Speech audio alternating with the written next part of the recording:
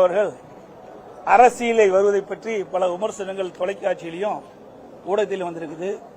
அது தவறு. என்னுடைய மகன் மிதன் அனைத்து இந்திய அண்ணா திராவிட முன்னேற்ற கழகத்தில் அடிப்படை உறுப்பினராக மட்டும்தான் இருக்கின்றார். கட்சியில் எந்த பதவியிலும் இல்லை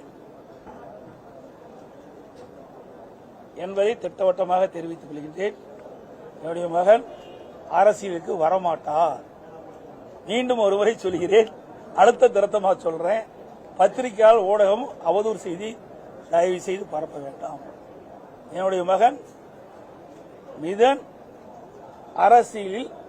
அரசியலுக்கு வரமாட்டார் என்பதை திட்டவட்டமாக தெரிவித்தார்.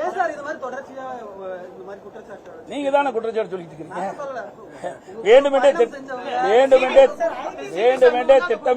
வேண்டுமென்றே திட்டமிட்டு அவதூறு செய்தியை வெளிப்படுத்திட்டு இருக்கிறாங்க. இனிமேல் அதை வெளியிட வேண்டாம் என்று நானே ஊடகத்தின் வாயிலாக பத்திரிகையின் வாயிலாக தெளிவுபடுத்தி விட்டேன். அது அவரை தான் போய் கேட்கணும். நீ போய் கேளுங்க அவரை. ஏங்க இப்படி எல்லாம் இருக்கிறீங்க, போய் நீங்க கேளுங்க. அது எங்க தலைமை சரியில்லை, அவர் ஜெயிக்க முடியுமா சொல்லுங்க. அவர் ஜெயிப்பதற்கு காரணம் எங்க தலைமை. அதை முதல் உணருங்க. அனைத்து இந்திய அண்ணா திராவிட முன்னேற்ற கழகம் தலைமை சரியாக இருந்த காரணத்தினாலே, நான் முதலமைச்சராக இருக்கின்ற காலத்திலே பல்வேறு திட்டங்களை கொண்டு வந்த காரணத்திலே, அனைத்து இந்திய அண்ணா திராவிட முன்னேற்ற கழகம் மக்களிடத்திலே செல்வாக்குப்பட்ட காரணத்திலே, அனைத்து இந்திய அண்ணா திராவிட முன்னேற்ற கழக தொண்டர்கள் நிர்வாகிகள் கடுமையாக உழைத்த காரணத்தினாலே, கூட்டணி கட்சி தலைவர்கள் தொண்டர்கள் கடுமையாக உழைத்த காரணத்திலே அவர் வெற்றி பெற்றார். அதன் வாயிலாக தான் வெற்றி பெற்றார்.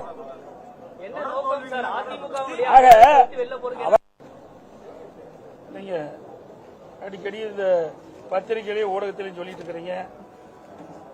என்னுடைய மகன் மிதுன் அவர்கள் அரசியலை வருவதை பற்றி பல விமர்சனங்கள் தொலைக்காட்சியிலையும் ஊடகத்திலும். எனது மகன் மிதுன் அரசியலுக்கு வரமாட்டார் என இபிஎஸ் தெரிவித்திருக்கிறார். கூடுதல் தகவல்களை தருகிறார் எமது செய்தியாளர் பிரகாஷ். முழு விவரங்கள் என. எனது மகன் மிதுன் அரசியலுக்கு வரமாட்டார். அவர் அதிமுகவின் அடிப்படை உறுப்பினராக மட்டும்தான் இருக்கிறார். அவர் ஒருபோதும் அரசியலுக்கு வரமாட்டார் என்று அதிமுக பொதுச் செயலாளர் எடப்பாடி பழனிசாமி திட்டவட்டமாக தெரிவித்திருக்கிறார்.